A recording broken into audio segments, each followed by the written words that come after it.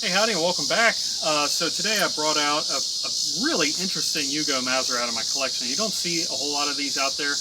These were imported sometime in the mid-2010s, and these are essentially a Gewehr 98 that never got updated except for the rear sight, potentially served in 2 world wars, and then ended up being overhauled by Yugoslavia at Factory 44. So this is actually still in a imperial stock. It has imperial proofs on the backside right here that were, sanded or ground off to a point.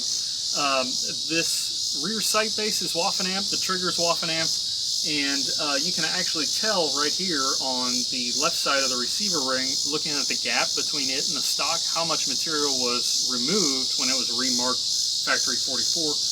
There's also several spots where Waffen-amps would be, or inspection, German inspection marks that have been ground off. So again, really, really interesting how this could have served in World War I.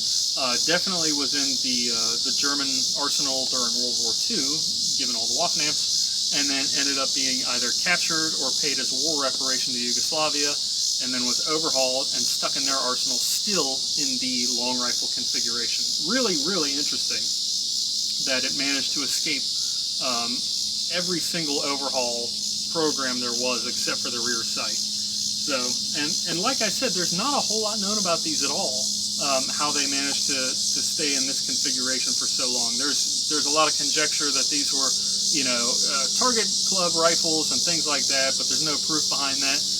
These aren't 98 48s or 98 44s, which were Yugo captured K98Ks. This is Gewehr 98 length.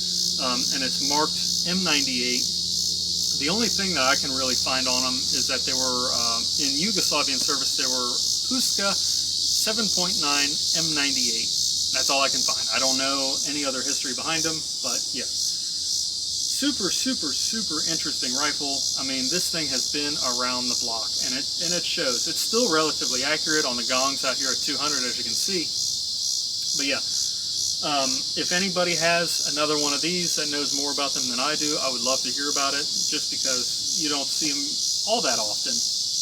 I don't know how many were imported in the first place, but yeah, super cool. So thanks for watching. Hopefully you found this as interesting as I do, and happy building.